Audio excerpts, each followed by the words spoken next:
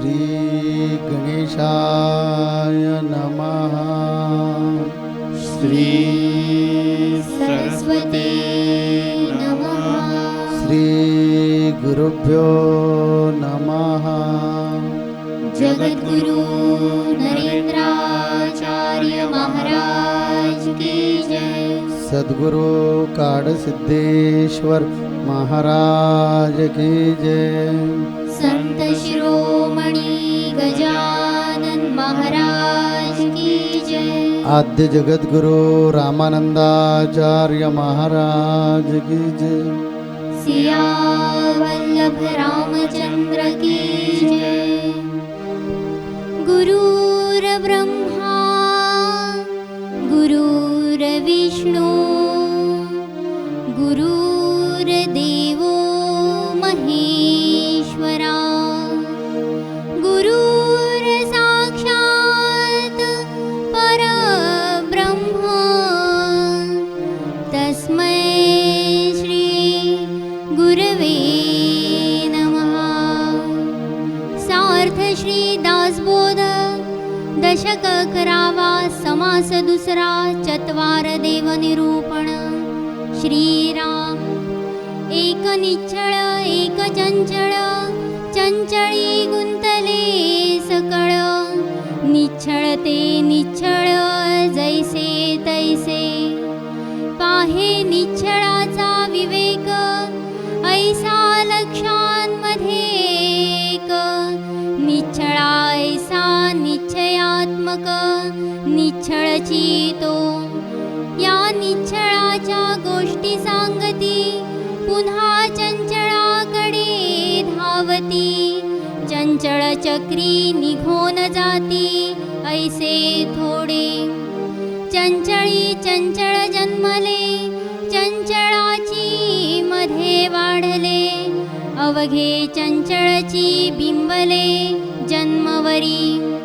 पृथ्वी अवघी चंचळाकडे करणे तितुके चंचळी घडे। चंचळ सांडून निच्छळी पवाडे ऐसा कैसा। चंचळ काही निच्छळेना निच्छळ कदापि चळेना।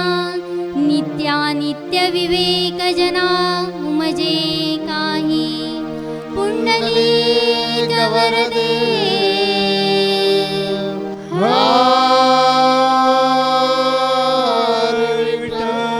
श्री ज्ञानदेव तुकाराम पंढरीनाथ महाराज की जय। जगद्गुरु नरेंद्राचार्य महाराज की जय। परम पूज्य परम आदरणीय जगद्गुरु श्री के पवित्र चरणों में वंदन करते हुए आप सभी गुरुबंधु एवं गुरु बांधवियों को मेरा श्री गुरुदेव। साप्ताहिक सत्संग में आज हम फिर एक बार यहाँ इस सत्संग के माध्यम से इस पवित्र स्थान पर एकत्रित हुए हैं। ग्रंथराज दासबोध के आज एक नए विषय पर समर्थ के विचार जानने के लिए हम सब यहाँ एकत्रित हुए हैं। पिछले सप्ताह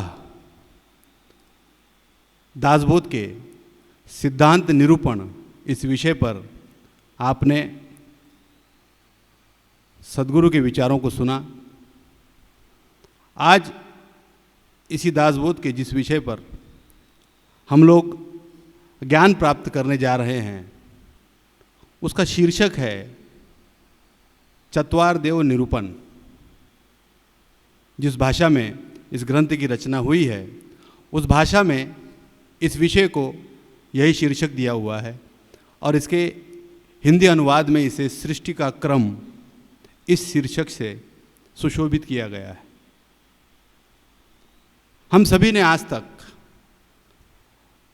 अनेकों सत्संग में जहाँ इस दासबोध के आधे से अधिक रास्ते को हम पार कर चुके हैं, हमने माया, ब्रह्म, मनुष्य जीव, मुक्ति, भक्ति और ऐसे अनेकों विषय पर श्री समर्थ ने हमें जो ज्ञान इस ग्रंथ के माध्यम से दिया है उसे सुना और आत्मसात किया है। और हम हमेशा हर सप्ताह ये प्रयास करते हैं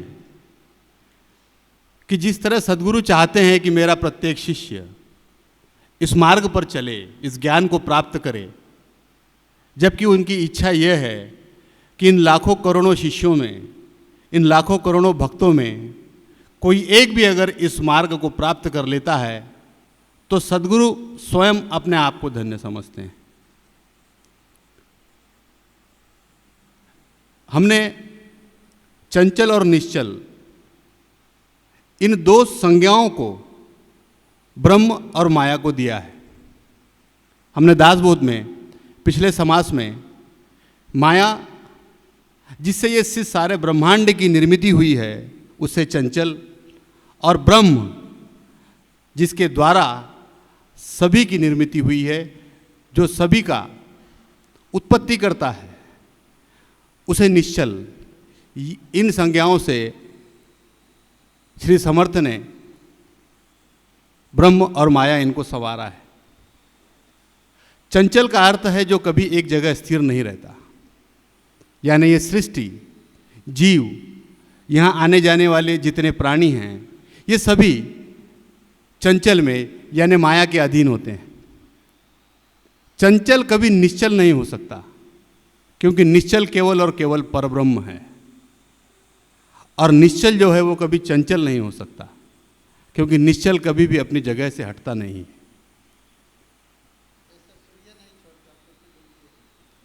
जिस तरीके से हम प्रत्यक्ष रूप से देखते हैं कि रोज सुबह सूर्य अपनी जगह कभी नहीं छोड़ता, हम ये जानते हैं वैज्ञानिक दृष्टि से, भौगोलिक दृष्टि से कि सूर्य अपनी जगह स्थिर है, पृथ्वी निरंतर इसके चारों ओर घूमती रहती है। जिस तरह ये सूर्य स्थिर है, उसी तरह परब्रह्म जो है वो निर्विकार, निर्विकल्प, निर्लेप, निराकार, निश्चल है। इसके लिए उसके चंचल होने का कोई प्रश्न ही नहीं उठता। तो चंचल से जो कुछ निर्मित होता है, चंचल से जो जीव, जो मनुष्य निर्मित होता है, समर्थ ने इस समास में हमें हमारे वास्तविक जीवन से अवगत कराया है। चंचल से जो जीव यानी जो मनुष्य निर्मित हुआ, उसने आगे चलकर अलग अलग भाषाओं को, अलग अलग नामों को ग्रहण किया।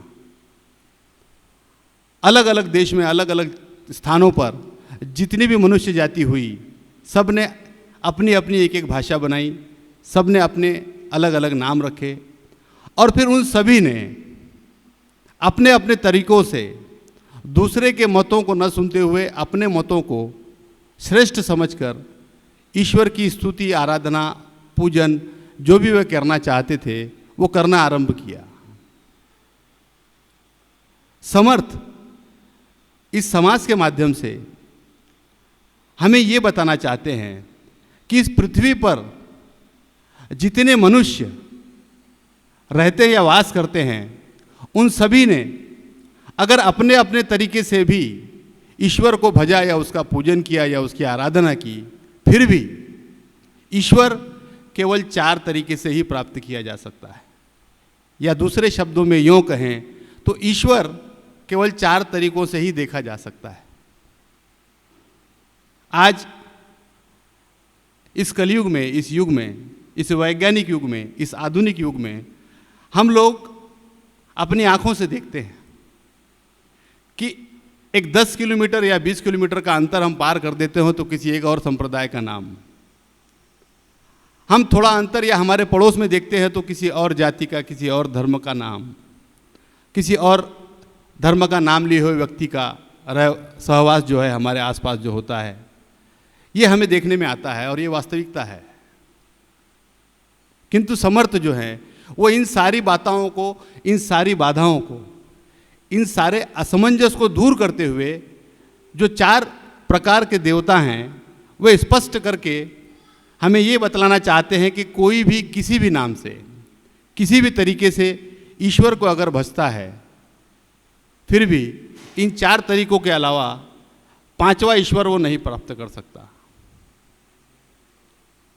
आज इस युग में हम ये देखते हैं कि सच्ची श्रद्धा और सच्ची भक्ति के अलावा आडंबर और ढोंग हमें अधिक दिखाई देता है। कई लोग ऐसे हैं जो केवल भगवा वस्त्र पहनकर अपने आप को सद्गुरु बताने की कोशिश करते हैं। कई लोग ऐसे हैं जिन्हें ब्रह्म ज्ञान की ABCD भी पता न होते हुए वे अपने आप को ब्रह्मज्ञानी बताते हैं। और जो बद्ध, हम जैसे बद्ध, जो अपने सांसारिक प्रापंचिक संकटों से और दुखों से परेशान हैं, वे ऐसे लोगों के झांसे में आकर जो भी वे लोग कहते हैं वो करते चले जाते हैं। हम लोग ये पता करने की कोशिश नहीं करते कि जिस व्यक्ति या जिस विभूति को हम सद्गुरु समझकर उसकी शरण में जा रहे हैं या उसके कहे बताए रास्ते पे हम चल रहे हैं, वास्तविकता में वो सच ब्रह्मज्ञानी है या नहीं। क्योंकि हम लोग अपने संकटों से इतने परेशान हैं कि हमें इस बात को या उस व्यक्ति को परखने का समय नहीं। हम केवल और केवल अपने संकट का समाधान तुरंत और तुरंत चाहते हैं, इसीलिए हम हमेशा धोखा खाते हैं। समर्थ, मैं समझता हूँ इसके 2 समाज या 3 समाज पहले के एक सत्संग में हमने भ्रम निरूपण में एक बात सुनी थी कि अंधश्रद्धा के कारण भी भ्रम होता है, और आज अधिक से अधिक यही बात देखी जाती है। हमारे सद्गुरु हमेशा ये कहते हैं कि गुरु जीवन में आवश्यक है अगर आपको अपने मनुष्य जीवन का अर्थ समझना है, लेकिन गुरु कैसा हो ये जांचना और परखना उतना ही आवश्यक है जितना आपको अपने जीवन के बारे में या अपने आप के बारे में समझना आवश्यक है। अगर गलती से भी आप किसी गलत गुरु या किसी ढोंगी के हाथों में पड़ गए तो आपका जीवन और कष्टी हो जाएगा, क्योंकि वो व्यक्ति जो आपको मिला है वो भी अपने स्वार्थ के लिए आपका इस्तेमाल करेगा और आपको छोड़ देगा। अर्थार्थ के लिए, अर्थार्जन के लिए, अर्थार्जन का अर्थ है पैसे का जो कमाई है, पैसे कमाने के लिए इस उद्देश्य से आज मनुष्य किसी भी स्तर पर जाकर किसी को भी धोखा देने में कोई हिचक या कोई संकोच महसूस नहीं करता, ये हम जानते हैं। ऐसी स्थिति में ये आवश्यक है कि हम ये चीज़ समझ लें कि देवता किस प्रकार से मिलते हैं, सद्गुरु किस प्रकार से मिलते हैं, क्योंकि अगर ये ज्ञान हमें रहेगा तो हम जीवन में कभी धोखा नहीं खाएंगे, कम से कम अध्यात्म के मार्ग पर चलने के लिए। और अध्यात्म का मार्ग ही हमें हमारे जीवन को यथार्थ करने में, हमारे मनुष्य जीवन को समझने में हमें सहायक हो सकता है। समर्थ ने पहले जिस देवता के बारे में बताया है, उन्होंने कहा है कि सबसे पहले प्रतिमा देवता, मंदिरों में जिन प्रतिमाओं को या छाया चित्रों को रखकर हम उनकी पूजा अर्चना करते हैं, समर्थ ने सबसे पहले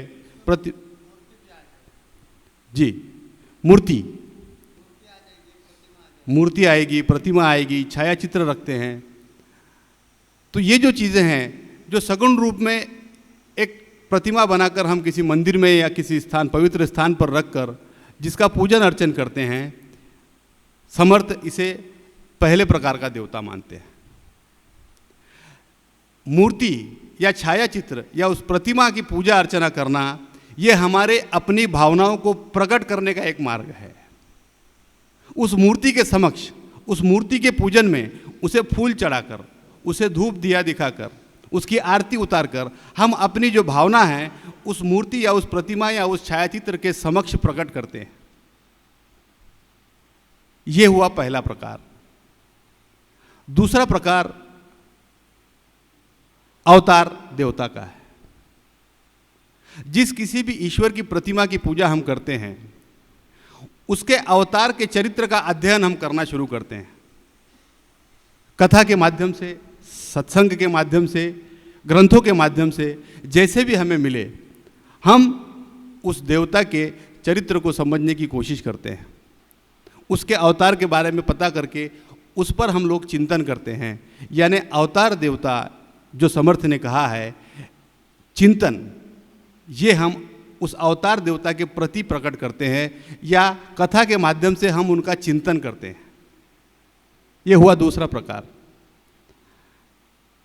इसे अगर मैं उदाहरण के तौर पे आपको बताना चाहूँ तो अगर श्री कृष्ण की मूर्ति हम मंदिर में रखकर उसकी पूजा कर रहे हैं तो हम श्री कृष्ण के बारे में सब कुछ जानने के लिए श्री कृष्ण भागवत कथा या फिर श्री कृष्ण चरित्र या फिर महाभारत या फिर भगवत गीता, इन किताबों को पढ़कर, इन ग्रंथों को पढ़कर या भगवत कथा में जाकर के श्री कृष्ण के बारे में सारी चीज़ें जानने के लिए, जानकर उस पर चिंतन करते हैं कि भगवान कृष्ण ऐसे थे, उन्होंने ये किया था, उन्होंने समाज कल्याण के लिए ये किया था, इसलिए वो हमारे देवता या हमारे ईश्वर हैं।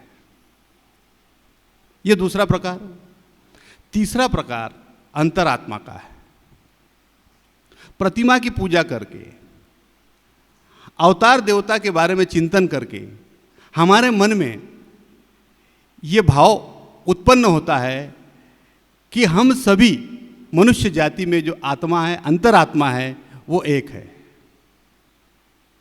यानी अध्यात्म में ज्ञान की ओर बढ़ते हुए हमें ये महसूस होता है, इस पूजा अर्चना में, इस चिंतन में हम ये महसूस करने लगते हैं कि जितने भी जीव इस सृष्टि में हैं उन सभी की अंतरात्मा एक है।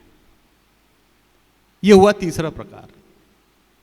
और चौथा प्रकार है परब्रह्म का, जहाँ पर ये सारे भाव जो हैं वो नष्ट हो जाते हैं। वहाँ केवल और केवल एक ही भाव रहता है कि मैं ही ईश्वर हूँ, मैं ही परमात्मा हूँ। और जब परब्रह्म के ये देवता मनुष्य को इसका ज्ञान होता है, उसी को आत्मज्ञान कहते हैं।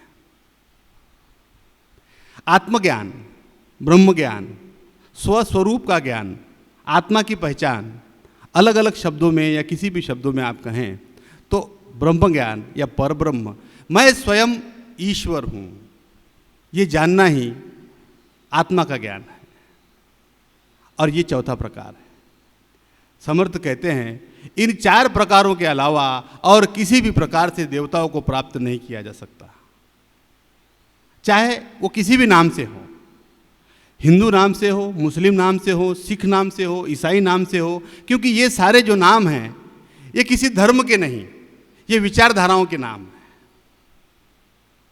हम लोग सदियों से, या जैसे हमें सिखाया जाता है कि ये जो नाम हैं ये धर्म हैं, असल में ये धर्म नहीं, ये विचारधाराएं। धर्म तो सभी का एक ही है, वो है मानवता का।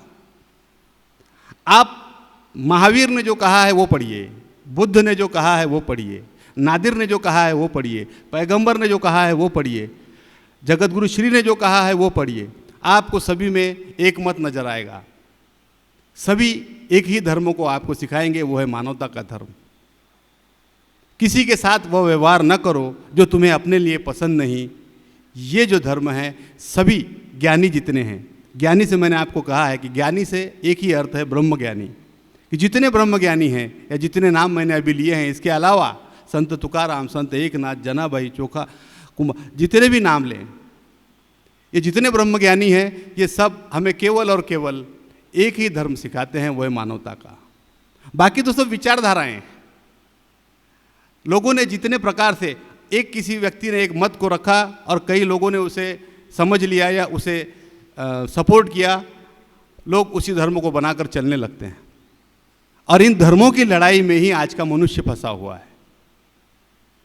इस धर्म की लड़ाई से बाहर निकल के, यानी इस चंचलता से बाहर निकल करके उस निश्चल की ओर अगर आपको बढ़ना है तो आपको आपकी एकाग्रता वो केवल और केवल उस परब्रह्म पर रखनी होगी, जो कि केवल सद्गुरु करा सकते हैं।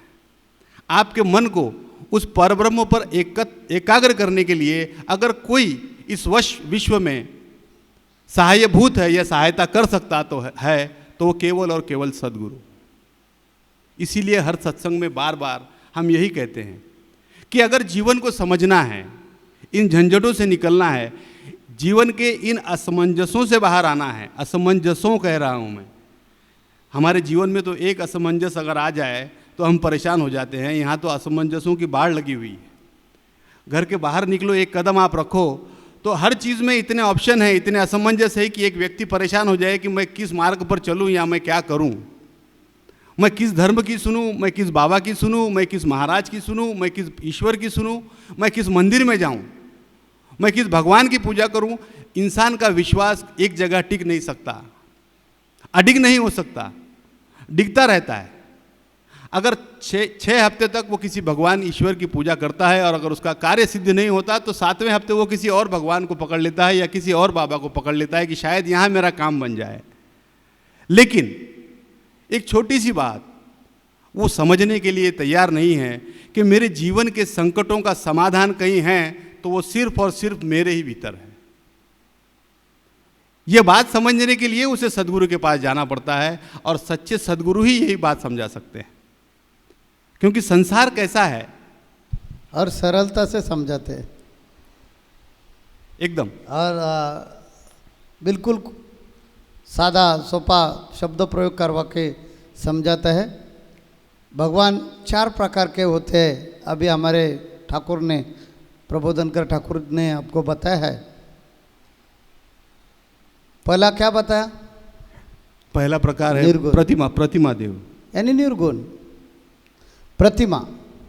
उसके पहले वो बोले कि चंचल और निश्चल। सूर्य जो है वो स्थिर है और सूर्य के चारों तरफ अन्य ग्रह घूम रहे हैं। वैसे परमात्मा जो निश्चल है, जो कभी भी विचलित नहीं होता है, इस कारण उनको निश्चल बोला जाता है। वो निश्चल है, इसी कारण ये जो चंचल है उनको प्रेरणा आती है। हमारे शरीर में वो निश्चल का वास है, वो निश्चल का अंश है। इस कारण ये चंचल कार्य करते हैं,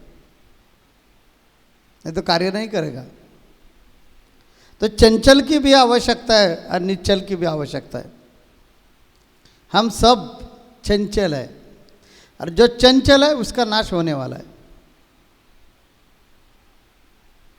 हमें निश्चल तक पहुंचने का है और ये चंचल देह पकड़कर जाना चाहिए। हमारे में जो चंचलता है वो निकल गई कि हम निश्चल के पास नहीं पहुंचेंगे। इसी कारण ये देह मिल गया है, तब तक ये देह का कल्याण करना चाहिए, देह का जो फर्ज है वो निभाना चाहिए। इसी कारण समर्थ रामदास स्वामी जी बोलते 4 प्रकार के देवता है। ये 33 कोटि देवता वगैरह ऐसे कुछ नहीं है, सिर्फ 4 प्रकार के देवता है। वो पहली देवता बोले कि जो आपको निश्चल है, वो निश्चल हमें दिखता नहीं क्योंकि वो निर्गुण है। इसी कारण हर व्यक्ति ने आपके मन से उनको बनाया है। कभी राम बन के, कभी श्याम बन के प्रभु आना, प्रभु आना।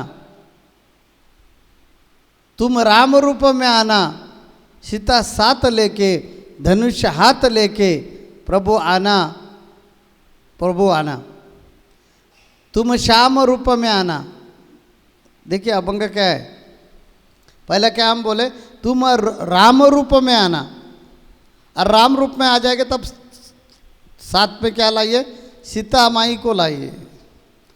और जब तू श्याम रूप में आ जाएंगे तब राधा को साथ लेके आइए। जब तू शिव बन जाएगा, तू शिव रूप में भी आ जाइए, तो गौरा को साथ लेके, पार्वती माँ को साथ लेके आइए। हाथों में आपके डमरू चाहिए तब हमें, तब धनुष्यबाण नहीं चलेगा, डमरू चाहिए। कहने का मतलब ये निर्गुण को हमने ये नए नए प्रकार के रूप दे दिए हैं। भगवान विष्णु बोले कि भगवान विष्णु के हाथों में, भगवान विष्णु चतुर्भुज है, उनको 4 हाथ है। ब्रह्मदेव बोले कि उनको 4 मुख है, ऐसे समझने का। शिवजी बोले कि उनके जटा में गंगा है, ऐसा समझना। ये सब प्रतिमा रूप हम लोगों ने बनाए हैं। हम बद्ध है, संसार में फंसे हुए हैं। जैसा जन्मांध, जिन्होंने कभी भी हाथी देखा नहीं है और उनको हाथी का वर्णन करने के लिए बताया, तो वो वर्णन कैसे करता है? कोई बोलते हैं हाथी पर्वत जैसा है, कोई बोलता है हाथी झाड़ू जैसा है, कोई बोलता है कि हाथी मुसल जैसा है। जिनको जो जो पार्ट उनके हाथों में लगेगा वैसे वैसे वर्णन करता है। जिनको पीठ हाथों में लग गई तो उनको लगता है ऐसा है, पर्वत जैसा है। मुसल लगा हाथों में तो उनको लगता है उनका पाँव जो है, पाँव को हाथ लगा के उनको लगता है कि अरे हाथी ऐसा सीधा मुसल जैसा है। वैसे हमारी बद्ध जीवों की स्थिति हो गई है। और हम बद्ध जीवों ने क्या किया? प्रतिमा में लाया भगवान को।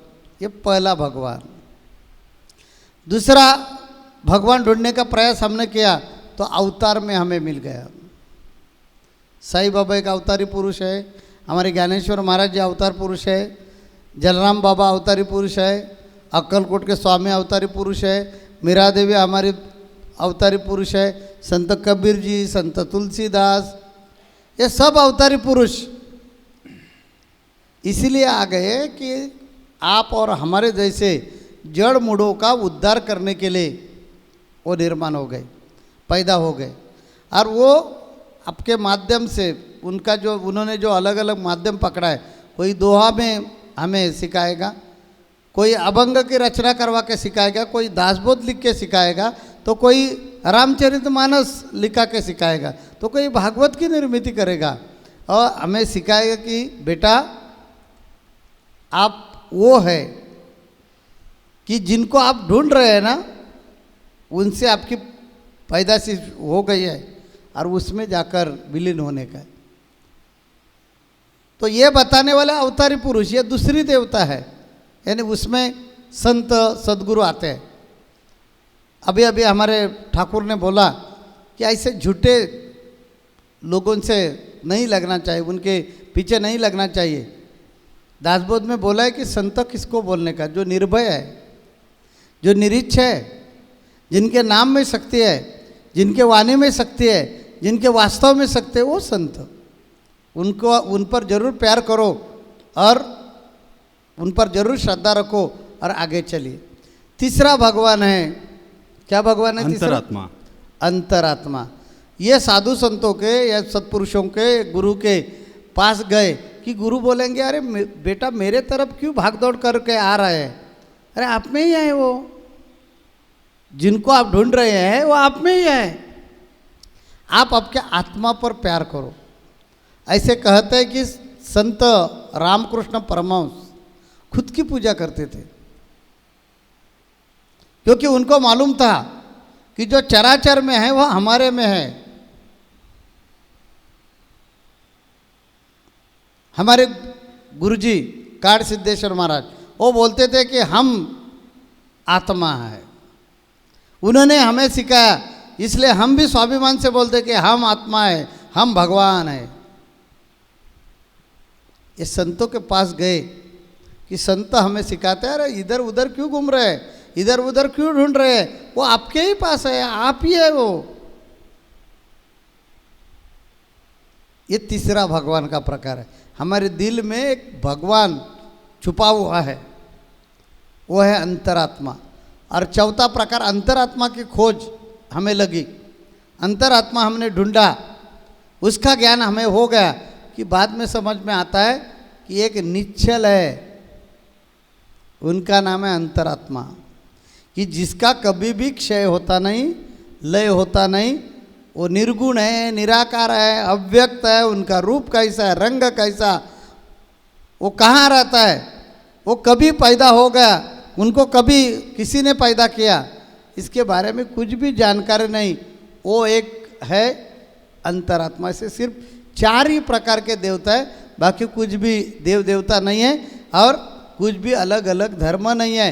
धर्म एक ही है कि स्वस्वरूपी राहणे स्वधर्म, धर्मा माझी परम धर्म स्वस्वरूपी राहणे स्वधर्म। इसका अर्थ है कि तुम्हारा धर्म यह है कि तू इंसान का जन्म ले लिया है तो तुम्हारी जिम्मेदारी है कि आप में आप जो छुपा हुआ है वो ढूंढना, ये तुम्हारा धर्म है।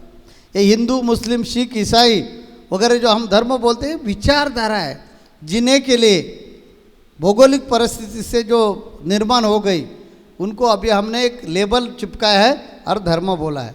वास्तविक हमारा धर्म है मानवता। आप जियो और दूसरों को जीने में सहायता करो, ये तुम्हारा धर्म है। ये कभी समझेगा कि जब हमें निर्गुण निराकार परमात्मा का साक्षात्कार हो जाएगा, वो समझेगा हमें, तब इसके बारे में आपको ज़्यादा अनुभव आ जाएगा।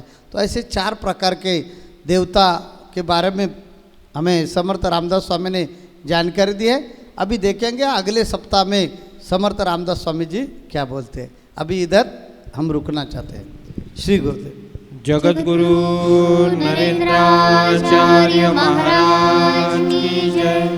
सद्गुरु काल सिद्धेश्वर महाराज की जय। संत शिरोमणि गजानन महाराज की जय।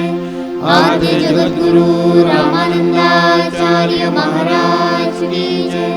सिया वल्लभ रामचंद्र की जय।